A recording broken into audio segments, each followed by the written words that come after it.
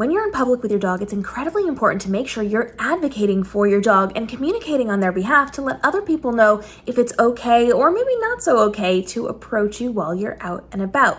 And making sure that we are advocating verbally is incredibly important, but there's actually ways that you can be giving these visual cues to people from a longer distance so that you don't have to shout over to them or you don't have to wait to get close enough to have a conversation. Today, we are talking to the creators of Spokespup, who have created a lingo leash tag that is going to allow you to visually communicate your boundaries for your dog from a distance while you are out in public. Let's jump in. Hey, my name is David. I'm the co-founder of Spokespup. We created a 4-in-1 dog leash tag called Lingo. And I am so excited because we're talking all about how we can be advocating for our dogs while we're out in public. And you are an expert at this. You have created some really cool things that allow people to facilitate those conversations with people. But I want to talk a little bit, David, about why it's so important to make sure that we, as dog parents, are our dogs' advocates while we're out in public. So I'm somebody who likes to take my dogs for a walk in the human park, and I'll go out Mhm. with my dogs one at a time. We'll go on a nice little walk, but it can be really hard for me to let people know we don't want to get involved right now. We don't want to have a conversation. We're in training. We're doing all these things. So, why is it so important for me and for the rest of us listening as the dog parent to be responsible for communicating to others? Yeah, so that's something that we learned from our own family dog. It's not always as intuitive as you think when you should approach a dog, what the dog likes. Are they good with people? Are they good with other dogs? It's just something that we think a lot of people don't actually know about other people's dogs. You're Mhm. seeing that dog for the first time on the street, you don't know anything about that dog. And so our personal family dog is a golden retriever, and largely golden retrievers are stereotyped as being friendly and great with people and great with other dogs. The truth is, our own dog is afraid of dogs. And so this was something that we've dealt with for years. And people would constantly bring their dogs up to our dog to the point where we didn't really want to bring him out to an area where he might encounter other dogs.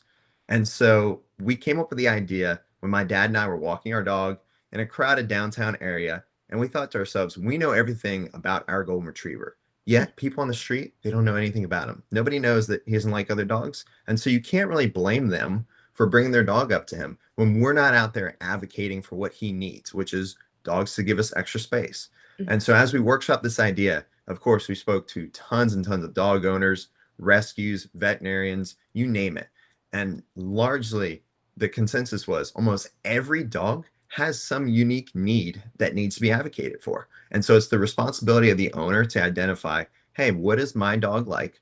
How do I want them to be approached on a walk? And then what we're trying to do is give them the tool to speak up for their dog and let people know just right at a glance. And so we thought, what better place to tell somebody about your dog, that one most important piece of information, how they are, than display it right on the leash. I mean, it just seemed like the perfect place to let people know.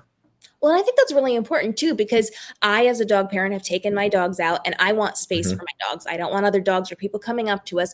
And even though I am a little more outspoken about it now than I used to be, and I do mhm, effectively communicate as best I can, it can still be a challenge to get people to listen to my words, to consume those, take those in, and then react mhm. to those appropriately.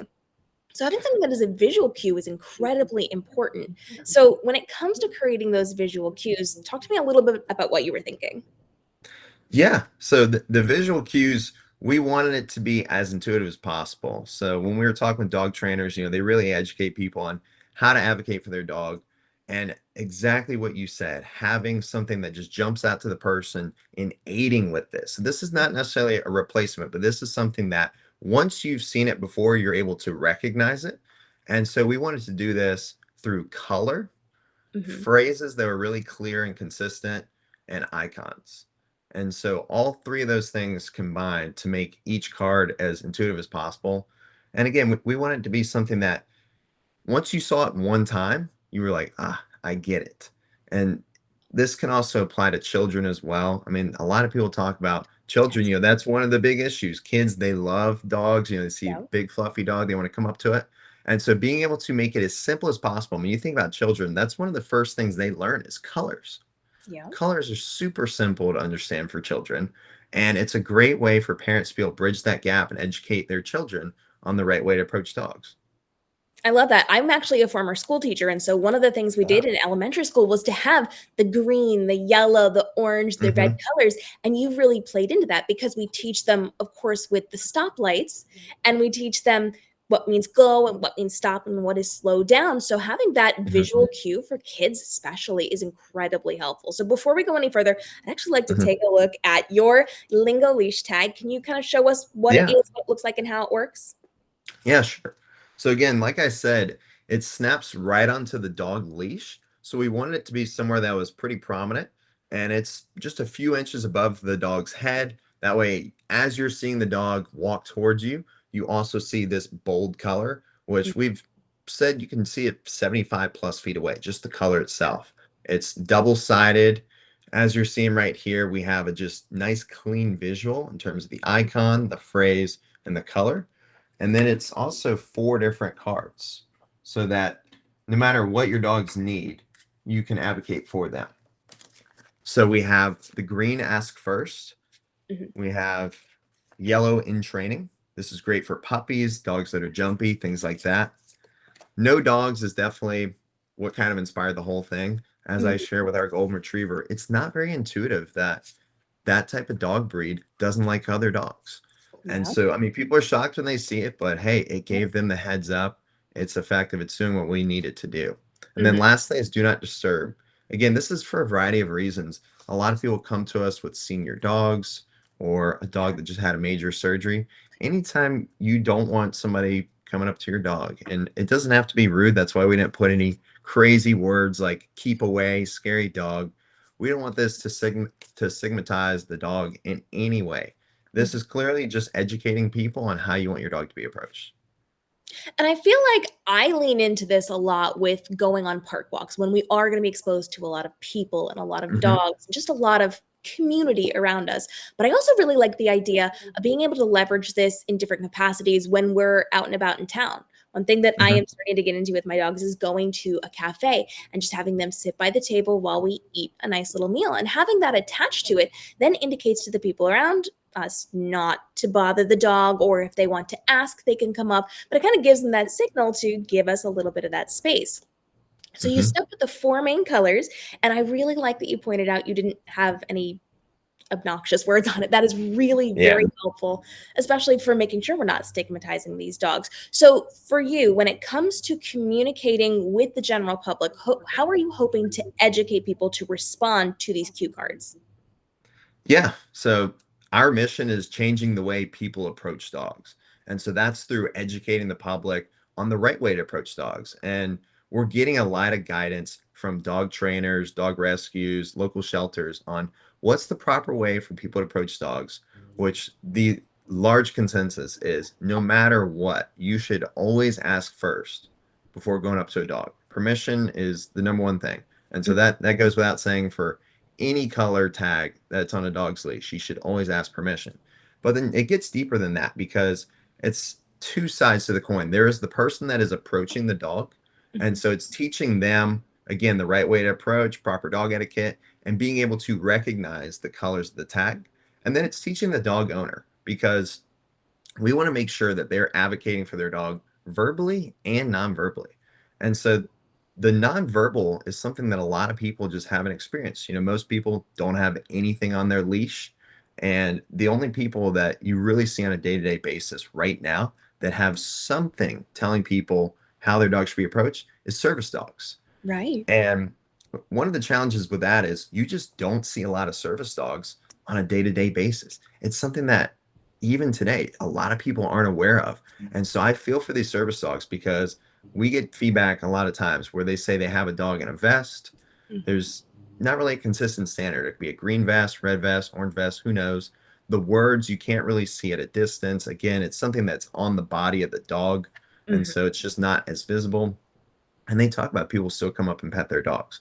And so they are pretty much the only people that have something nonverbal on their dog advocating for it. So we want to make this as mainstream as possible so that people are used to seeing, hey, here's a tag on a dog leash. That's telling me how I should approach the dog.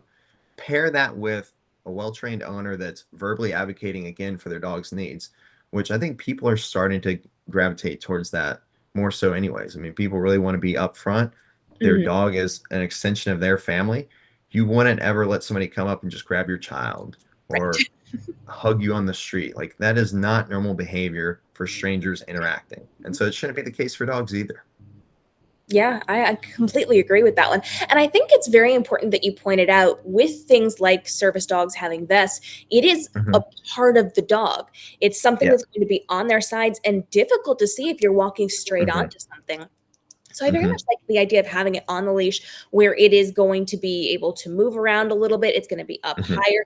And then if you Yeah. need to, you can very easily lean forward and just grab a hold of that to make sure it is out facing the way that it needs to and very, very in people's face if that's something we Mhm. need to use to communicate with.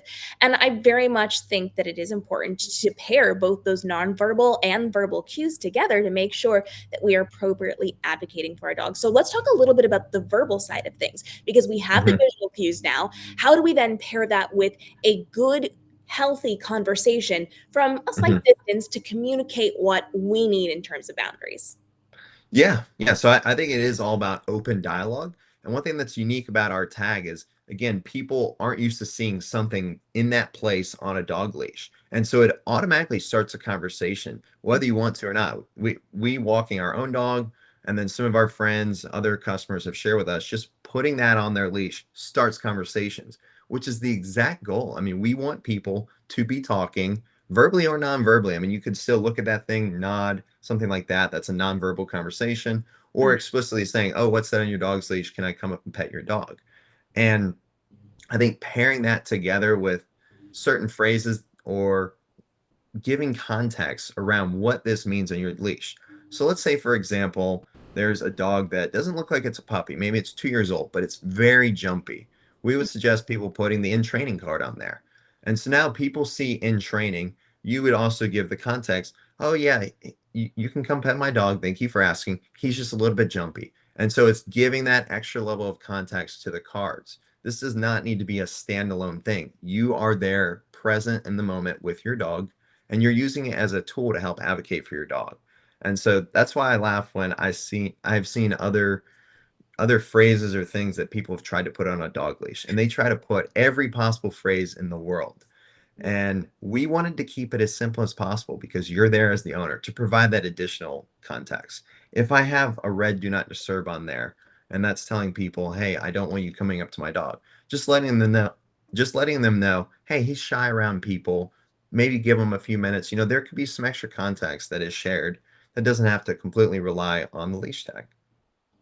And I think it's really very smart to make sure that we are pairing both the verbal communications with the visual Hmm. communications and making sure we're using them in a way that allows us to give more context and to make sure that we have the ability to have those conversations on the behalf of our dog.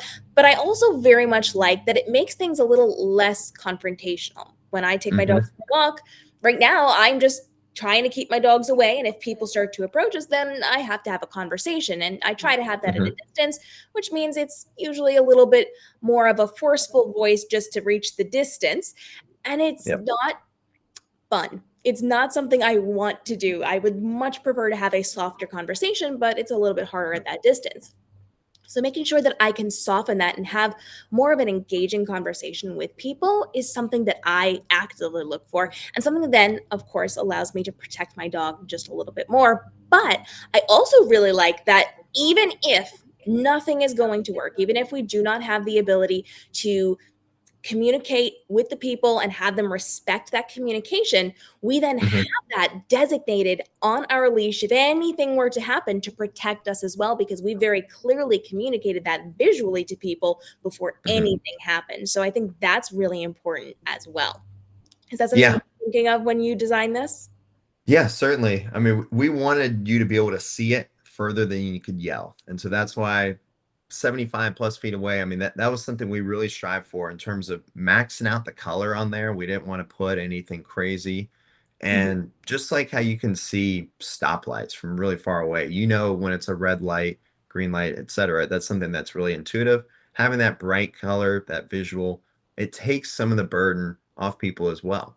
And then as they start getting closer, yeah, that's when you're gonna be within speaking distance, whether that's yelling or a calmer conversation. We want to pair those together. That is certainly true. And one thing I really like is that even though we have designed the colors to be that green, the yellow, the orange, the red, the stoplight colors, the ones we all know and recognize, I very Mhm, much like that they typically stand out against most environments. So whether you are in the park mhm, or you're at the cafe or you're at a farmer's market, it's not going to blend into too much around that. Was that something you took into mhm. consideration? Yeah, yeah, and we actually really tested the colors against themselves to make sure that there was enough contrast between somebody displaying the orange leash tag and the red leash tag. And so this was a lot of complexity in terms of designing the tags themselves. We had to find multiple different printers to find the exact colors that work together as this full system. Because the last thing we would want is somebody to get confused between a yellow tag and an orange tag, different types of lighting conditions, things like that. And so I'm glad you picked up on how it's very high contrast. It really stands out because that's something we put a lot of time into doing. I'm really pleased to hear that because not a lot of Yeah. companies do. They come up with the concept, they come up with the main idea, and it works, Mhm, but they don't take the time and effort to really go that deep and to make sure the contrast is that noticeable and to make sure in different lighting situations that it's mhm. going to be something that's visually recognizable. So I love hearing that you've done this. How long have you Thank been you. working on this project? Yeah, so it's almost been 2 years that Wow. we have been designing and putting this together, and yet we're just a month into launching. So a lot of time and effort was put into making it as accessible as possible for Mhm. dog owners. And there are multiple areas that we did that. First, the actual tag itself. This is a lot more complex than you think, this little device. Coming up with something that can just snap onto almost any dog leash. Because again, the last thing we wanted to do was make it for one type of dog leash, and now you've eliminated half of dog owners. Right. Um, Even the form factor itself, being a leash tag, not only is it beneficial in terms of how far away you can see it and where you're able to customize placing it on the leash, you're really making it suitable for your dog. We want it to be something that it's not a hassle for you to use as a dog owner. And we think about a service dog vest or even just a collar that most people are familiar with. You're taking that collar on, you're putting it off, you're having to remember it. Some days, if your dog wears a vest, maybe you're like, "Ah, I don't feel like putting the vest on, let's just put a collar on." This is something that's just set and forget on the leash. We want people to be able to put it on there one time, make it really accessible to help drive adoption because at the end of the day, we get so much feedback from people. They're like, I love this for my dog. I can see this being on every dog's leash. And we truly believe any scenario where there's a dog on a leash is made better just by giving people more information about your dog. I highly agree with that. So, Yeah. in terms of placement for this, I know you mentioned a Mhm. little bit above the dog's head is probably good. Do you feel like that's the Mhm. best placement, or do you prefer, or would you recommend doing it maybe up by where the person is going to be holding it? Is there a specific place Mhm. that you find works best? Yeah, so we typically find the lower third of the leash. So if you look here, it's a little bit hard to show on camera, but you have some slack here and then the card's there. Sometimes you might be a little bit higher. Again, it's based on the dog, but you Mhm. don't want it all the way at the bottom of the leash. And then we find it's a little bit confusing if people put it at the top of the leash with their handle, because now that's where people have poop bag holders and other things, It's true. and it's making the person focus on two different things. So I Mhm. want it to be as I see the dog, I'm then seeing the tag close by them. That just allows you as a passerby to focus on one thing rather than expecting them to look at multiple things and scan because we know people are just in their own world at times and you want to make it as simple as possible for them. See, and this just shows how much time and effort you've put into all of this. And I very Thank you. much appreciate this as a dog parent. So, we talked a Mhm, little bit about the design. I want to lean in just a little bit more and talk about how heavy this is because I know mhm, that these are carts that snap in. You are using a mhm, device that attaches to the leash. And I feel like I already know the answer to this one. But in terms of lightweight to heavy, what are we looking at? mhm. Yeah, it's incredibly lightweight. So it's 2 ounces with all the cards and the leash tag. And again, this was to make it as seamless as possible for the owner. I didn't want them to really feel like they were having to change their day-to-day walking experience. It's Mhm. something that just snaps right onto the leash. You can set it exactly where you would like it to be. It doesn't slide to the bottom so that it doesn't hinder your grip or your ability to handle a dog leash. It's not really going to weigh down the dog leash much. And then the cards themselves, I mean, this was something that we wanted to make really easy to use, in terms of people being able to progress with their dog's needs. Hmm. So we have the 4 different cards. It comes with all the leash tags, and they're reversible and swappable. So we can see someone carrying our leash tag throughout the life of their dog. They get a dog as a puppy. Again, they're in the jumpy stage. They're still learning. That's perfect for a yellow card. Then maybe you socialize them more. You can progress it to the green. Some days, maybe you don't want to be bothered. You can put the red card in. And then hopefully this doesn't happen, but if their dog were attacked or something like that and did not want to be around other dogs, then you would have that orange card there as well. And unfortunately, that was our own experience with our dog. And so if we would have been through that process, we would have been using almost every card. And so we definitely wanted that to be part of it where you could change and swap them out based on a dog's needs. It's very adaptable, very simple to do. And I know you've made it easy for them to swap the cards in and out. Is that something that Mhm. you have to do when it is off of the leash, or can it be attached to the leash and then you put the cards in? Yeah, it can just be attached right to the leash. Okay. So it's pretty simple. You just put your finger in there and you pull out a card. And so as you can see, the card comes out, you can flip it, put it back in, and you don't have to take it off the leash or anything. So people can swap them on the fly. And we've actually designed it so that it holds all of the cards within there if they are the type of person that's constantly swapping between them. It's Yeah. very modular, it's all self-contained. I really like that because if I were to take my dogs to the park and we started out with, sure, you can hang out with my dog, you can ask first to Mhm. come up, but maybe we've had too many kids come up to say hello, and now we need a little break on our way back to the car. Yep. It's very easy to just swap that out and say, now we're on our timeout, guys. Thanks for playing. Mhm. This is our break time. So I very much like that it's easy and convertible, and it Mhm. makes so much sense to keep them all together and just be able to go as you go and flip those things Mhm. out as needed. So, when it Yeah. comes to advocating for your dogs while you are out, David, I know you've put a lot of time and effort and research into making sure it is as easy and effective for dog parents to be able to communicate with others around them as possible. Any final thoughts when it comes to advocating for our dogs out in public? Yeah, so for us, we are definitely on a mission to change the way people advocate for and approach dogs. And so I think the easiest way to do your part is when you're out on a walk, make sure you're advocating for your dog verbally and non-verbally. Again, that is the thing that we stress the most is we do not want to sell this as an all-in-one solution where you just put that on your dog's leash and you expect everyone to stay away. We really want you to use our leash tag as a tool to be a more responsible dog owner. Speak to people, start conversations, and then when you're seeing other dogs as well, lead by example. Make sure you're always asking permission before coming up to a dog. Educate your children on that. And I think that's really where it's going to take off is people can get behind our leash tag as the tool, as the idea, but at the end of the day, it's the people that are going to be driving this change. We're trying to do as much as we can in terms of spread awareness. It helps us when people put the tag on their leash, they tell people about Spokespup, share our mission with others. But at the end of the day, it's you out there interacting with other dog owners that's going to make the most impact. And if you have stories, if you're listening, about how your dog interacts with others out in public and how this could potentially impact the way that you are going to be communicating, we would love to hear it down in the comments below. If you've got questions for David, you can leave those for us as well, and we'll get them over to him so that he can get those answered for us. And you can always reach out to David on social media. David, where can everybody find you?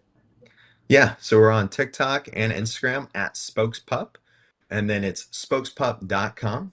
That's our website. Drop your questions down below and let us know how you advocate for your dog while you're out in public to make sure that they are safe, happy, and healthy while you're having your time out in the public. And drop your questions on your fears, your frustrations, the things that are kind of tripping you up a little bit while you are working with your dog out in public so that we can continue to bring on really great guests like David and get you daily videos helping you navigate the world of dog parenthood to help you level up for your pup and make sure this is your best life ever as a dog parent and giving your dog the best life possible. We'll see you in the upcoming episodes.